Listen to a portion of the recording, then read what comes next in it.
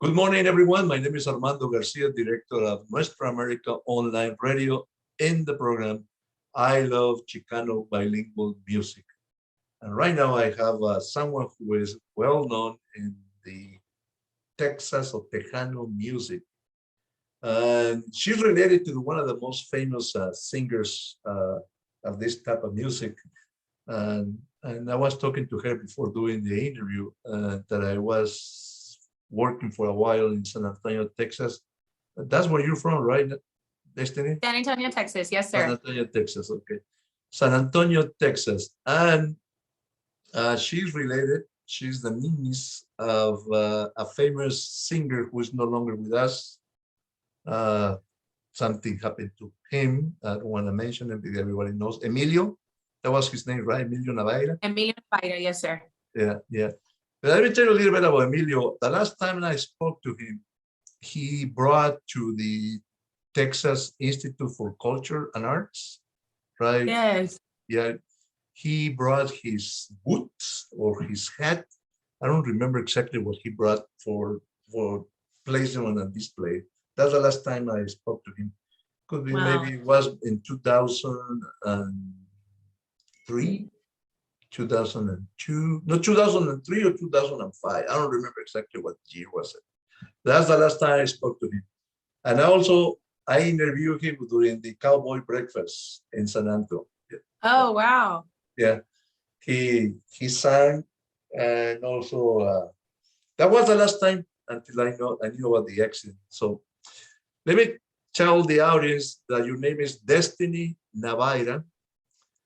She's Texas born, and she's into what we call Tejano music.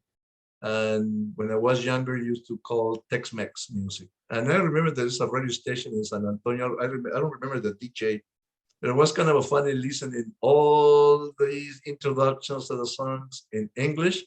And all of a sudden, entra Little Joy La Familia con las nubes.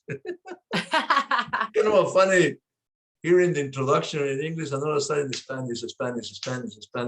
Exactly. Totally different than in California. California, we used to hear bilingual music like Sabor a Mi in English and Spanish, a mixture and all that. But here is only in Spanish.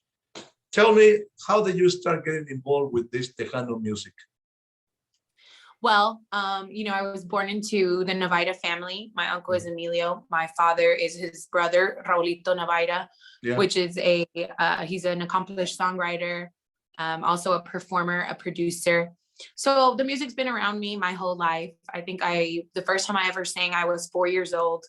And that was the first time that my dad told me, Mija, you know how to sing. Do you like it? Do you want to do this? And ever since that day, I think I always knew that that's what I wanted to do. So I came from the music from a very young age. And then in 2008, my uncle and my dad were in a bus accident in Houston, Texas. My uncle was out for about 3 years before he was able to perform again. He had a traumatic brain injury. And during that time, my dad still had to work. So myself, my brother, Rigo, who is currently still with me in my band, he's my bassist. He does segunda voz, and he is part of all the production and writing for my music, as well as my cousins, Emilio and Diego, my uncle Emilio's sons, along with my father, went on the road to complete his tour that he had that year. So we toured probably from about April to December. And we played, my uncle was playing at these really big venues at the time, really big shows. So we got to experience that. We played California, we played Arizona, we played Texas, we played Florida, anywhere that we could possibly go, we went. So like I said, I think that's where my actual understanding of being an artist and of performing on stage and living the life on the road came from that. Then after I graduated high school, I went to college at the University of Texas in Austin, and I continued playing with my dad. He continued his solo career. And then in 2014, after I was done with school, I had been writing songs, and I told my dad, I think it's time for us to record a record. And after that, we became Grupo Remedio, which was my dad's band of me and my brother as well. And in 2018, I had been writing songs and decided that it was time to start my solo career. My first album came out in 2020, in the beginning of the pandemic. And now I'm currently in Monterrey, Mexico, working on really, we're done with the second album. It's starting to come out slowly but surely. And I am just so excited to be here and so thankful to everybody who has been, interested in my project, interested and supportive of my family. Because, as my brother and I are continuing this journey, my cousins are also continuing their journey. They have a country group called the Las Bandoleros. They're out of Nashville.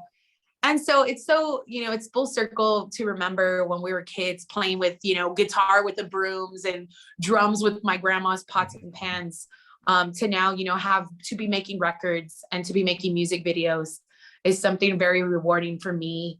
Not only that I'm doing it, but to see my whole family involved. Yeah, Raulito is your father, but he's the one who performed along with your uncle, right? Yeah, he's the I remember him. Yeah. He was kind of a funny, no? He was like the funny role there, no? Yeah, he is so well known around Texas and all parts of the United States. Here in Mexico, it's always a joy to see people recognize him. He was the showman. But a lot of people don't know that he was a songwriter of my uncle's biggest hits, Como le haré, Ya no me pones atención, Remedio de amor. I mean, there's an endless list of songs that he's written. And, luckily, fortunately, we've had that talent passed down. And I'm just so very excited to and honored to be able to share that talent thanks to him. Yeah. How important for you is to continue the Tejano music idea or the Tex-Mex idea? Do you think the Texas music coming from Mexican Americans or Tejanos are important for the U.S. society to be able to listen to these melodies and also get more or less hooked into it? What you thought about it? For me, as now I'm living here in Monterrey, Mexico, and I'm experiencing a whole entirely different culture. For me, it's never been more important to continue this music. Now, more than ever, I feel like there's such a mixture of Mexicans and Americans in California, in Texas, in all parts of America, that me as a Tejana, me as a person who values my Texas culture, but equally values my Mexican culture, I think that this music is a necessity for people like me, especially for young women who feel the same way as I do.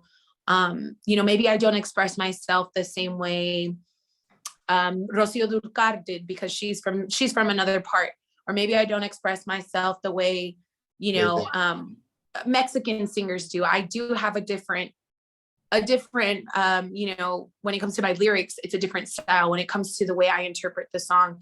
So I think it's very important to continue this music, not only because my family is a really big part of it.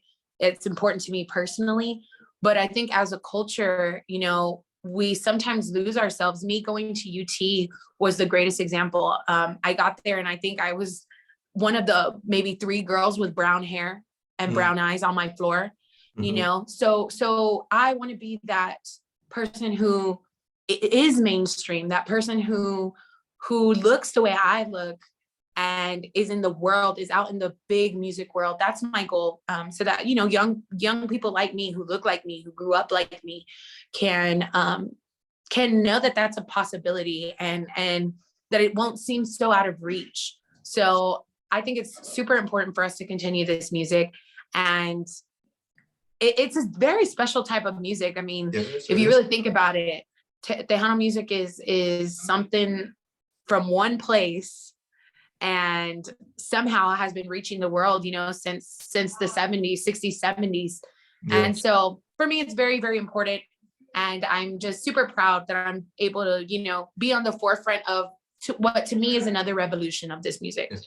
Yeah, for the first time I encountered Texas music or Tejano music or Tex-Mex, it was through a film called Chulas Fronteras del Norte. I don't know if you saw that film, but that was back in the 60s and 70s. This is when I first heard bilingual music in terms of Wow. playing the accordion, contrabajo, and all those big instruments.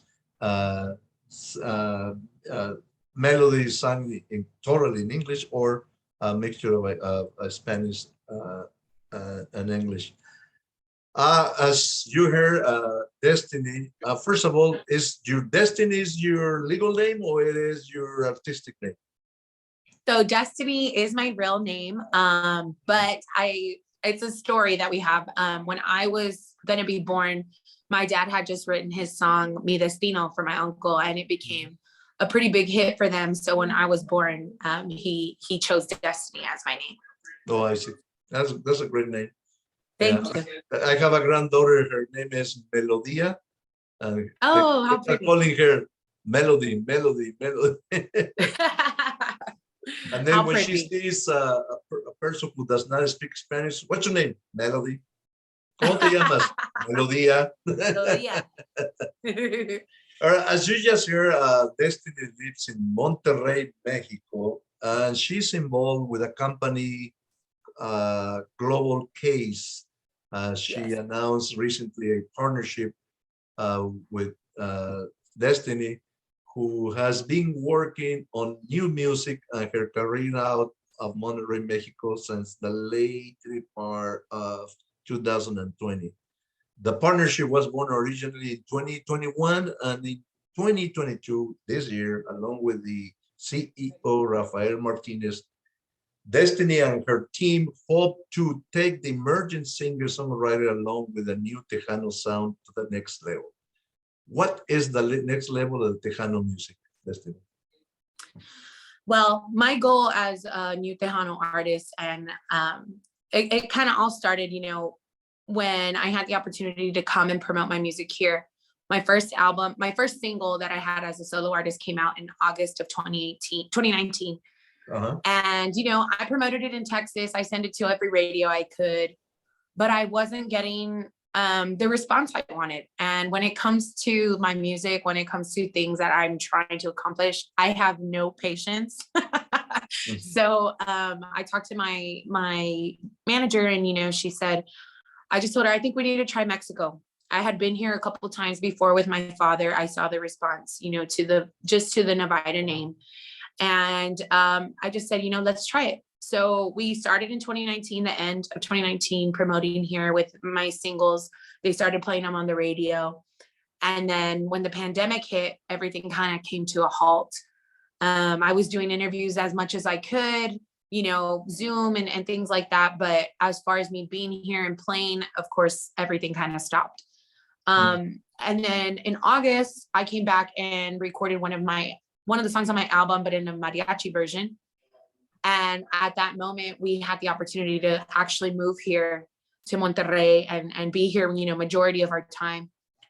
And so to me, what I think the next level is, and not that there's anything wrong with playing the clubs, with playing the bars, but to me, I'd like to resurface this music to the point where we can fill arenas, to the point where we can fill palenques, to the point where we can play festivals like Coachella.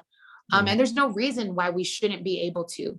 So for me, that's my big goal. And I know it's going to take, my lifetime of work, and it has been, and it's been, paying off slowly but surely. But that's my goal.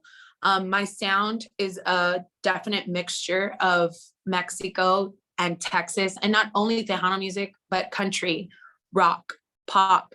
I have a lot of different influences. So my goal is to take my Texas culture, my Mexican culture, really make it true Tejano music to what I consider as far as me being from Texas and loving the Mexican culture, loving the Mexican sounds, and resurfacing that level of commitment that I feel like before, with Selena, with my uncle, with Maz, with La Mafia, that they were able to do.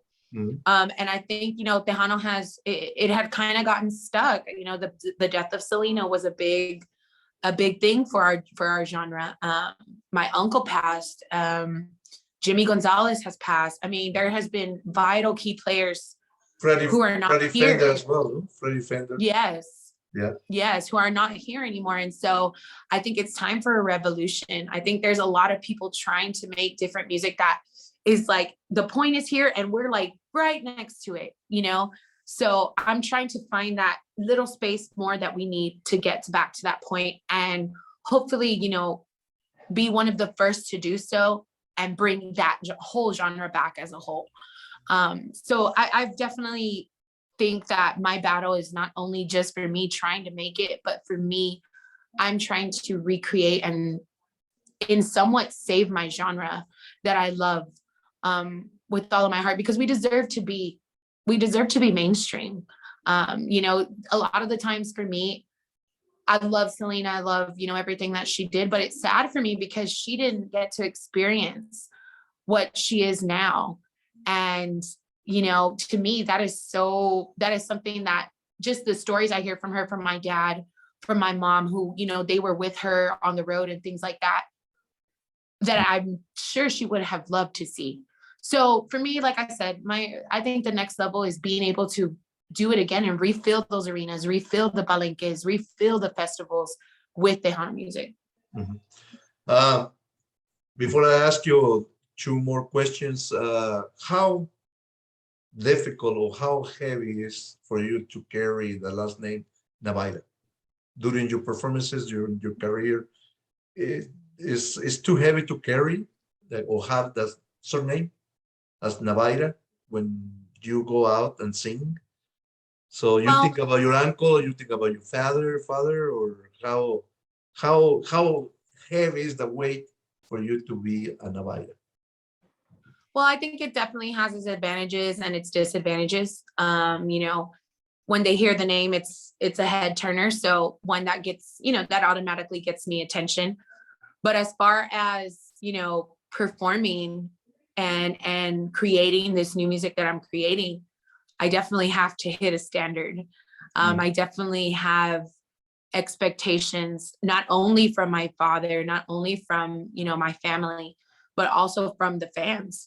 My uncle and my father produce nothing but quality music. I don't think I've ever heard a song that was like, I don't think that was such a good one. And of course I'll be biased, but you know, the majority of their work is known worldwide. And so I definitely have a standard. It is a lot of pressure, but if anything, me da más ganas. It gives me more, you know, more ánimo to succeed and to maybe one day surpass what they did, and not, you know, not to be better than them, but to carry them on and to keep their work and their memory in the newer times, because, you know, my uncle's not here anymore. One day my dad won't be here. And if I could pay them back for everything that they taught me, in that way, you know, that would be the ultimate way I could give them something, and thank them for what they did for me. So it's a little bit of pressure, but for me, like I said, it's a big responsibility. I take so much pride in my last name, and hopefully I carry that through my music. Good. Tell me about your most recent singles. Me Da Gusto, written by Lalo Morales, your accordionist. Yes. Vacía, yes. written by Mirza Maldonado, the daughter of the author of Volver, Volver y Volver a tus brazos otra vez. Yep. Tell me about those two songs and how did you decide to do Vacía and have Mirza Maldonado singing a little bit about her melody. Yeah, so those are the first two singles of the second album that will be coming out this year. Me Da Gusto was written by my accordionist, and as soon as I heard the song, it was so funny. We reconnected here in Monterrey. He had started with us back in Grupo Remedio in 2014, 2015, and then we parted our ways. And when we came here to do promotion, my accordion player quit. So I knew that Lalo was here, and I called him up, and I have 100% faith in him, a great musician. Mm-hmm. And while we were practicing, he showed me that song, and I said, oh my God, I have to record it. I have to record it. So I instantly fell in love with it. I recorded that song, and it's done really well. It's done really well for us. A good opener, I think, to the album. And then Vacía. So I am under the label of Uni Music, which is run by Manuel Herrera, who is Mirza Maldonado's son. So I had been, most of the songs we write, but I wanted this album to be really kind of versatile. And I asked Manuel if he had any, songs that maybe he thought of me when he heard. And he sent me maybe like 8 of them. And when I heard Vacía, the hook, Estoy vacía, as soon as she got to the chorus, I was like, yes, this is going to be a single. You got connected right away. Did you get connected? Yes, right away. I felt it. So when we went into the studio, I had originally wanted it like, there's a song by Ramon Ayala called Estamos en Algo, and it's kind of like a fast kind of ranchera. And that's how I originally had pictured it. But when we got in there and we started doing, the arrangements and everything, this tango came out, and I've never done anything like it. And I said, you know what? I mean, it sounds great. Let's try it. Let's do it. And when we were recording the vocals, there were like some chorus parts in the background. And fortunately, Miss Mirza was there, Doña Mirza. And I told her son, Manuel, and Poncho as well. He's my vocal coach. Her other son is my vocal coach, my vocal producer. I said, hey, let's get your mom on it. To me, songwriting, I hold that so close to my heart. So her being, the daughter of a composer, as well as I'm the daughter, of a composer, everything was so very connected. And luckily she was in the studio and we got her to do the choruses for the end of the song. And I just think it adds such a flavor to the song and such a different feeling because the words are coming from her. Yeah. So to me, it was such an honor to, record with her, to work with her family. And I've just been so blessed. We have a lot of family history together. Manuel won a Grammy with my Uncle Emilio in 2002, an American Grammy. And Poncho was the one who was producing my uncle at the end of his life. And so, they kind of saw him at his greatest point and at a point where he really had to work hard. And so to me, I carry that deep in my heart. They're amazing people. And I'm so honored to have her song as one of my singles. Okay. Last question. Selena decided through her father to do the crossover into English. So when do you see yourself doing that crossover, or you're going to remain bilingual, Tex-Mex, Tejano music forever, not even touching the English music industry? As of now, I find my heart is in music that is in Spanish. I won't say that I won't dibble dabble with a little bit of English in my songs, but as far as totally crossing over, I don't see that yet, maybe in the future. And I do think, if I was presented an opportunity to be a feature and I had to sing English, I have no problem with that.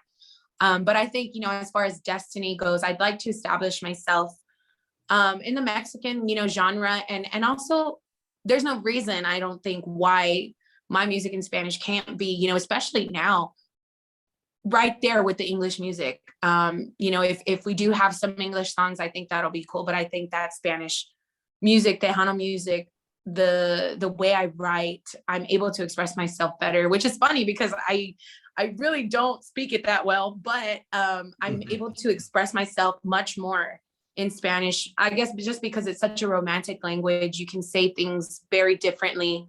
And I love it. I feel so much when I'm singing in Spanish, especially when I'm on stage. And maybe one day, I'll come out with the English album, but for now, I'm pretty dominant in the Mexican region. I'd like to explore more of Mexico. It's a beautiful country with beautiful people. And I think that my music will take me there.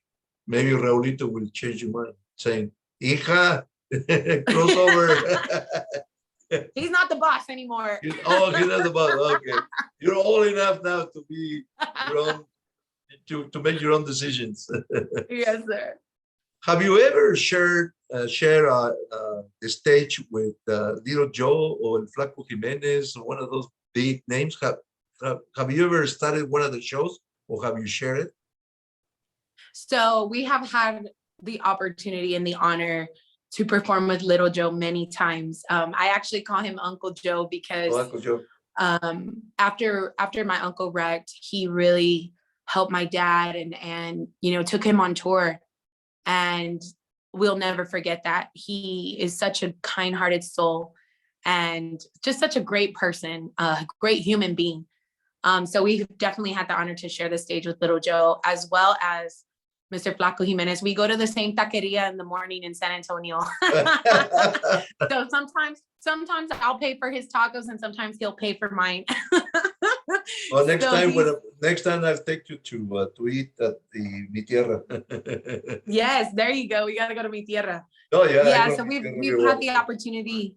We've had the opportunity to play with these amazing people, you know, just two of those names, like Flaco and Little Joe.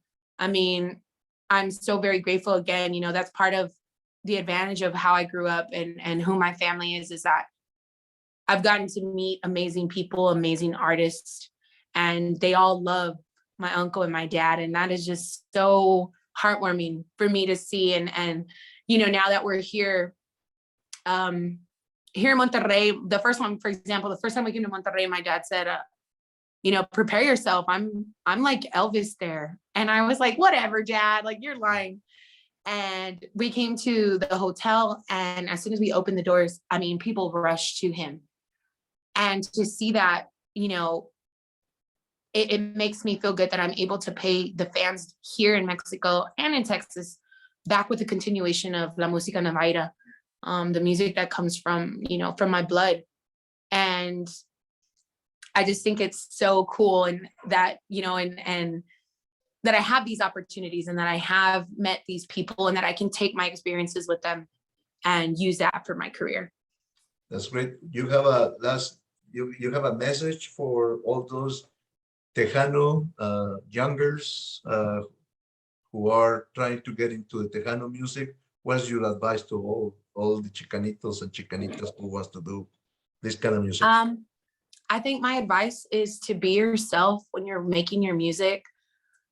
Just because it sounds different, or just because maybe it doesn't sound like Selena or Maz or Emilio, doesn't mean that it's not Tejano music. I think the biggest thing that we need to do as a genre is open our minds to the different sounds. We have evolved so much as a people, and we need to open our minds and remember that Texas is a melting pot. Texas is the home of George Strait, is the home of Beyonce, is the home of ZZ Top, is the home of Emilio Navaira. And I think that, you know, we need to remember that in the newer music that's coming out. And also, it's an uphill battle. It will always be an uphill battle. So don't give up. If you truly want it, keep working as hard as you can, and the good things will come to you. And if your music is there, if you put your heart and soul into it, you'll get somewhere. Okay. Destiny, it was a pleasure meeting you. I hope it's not the last time. And we'll schedule an interview in Spanish for the Spanish section of the Nuestra America online radio. It was a pleasure meeting you. Take care of yourself. A big hug.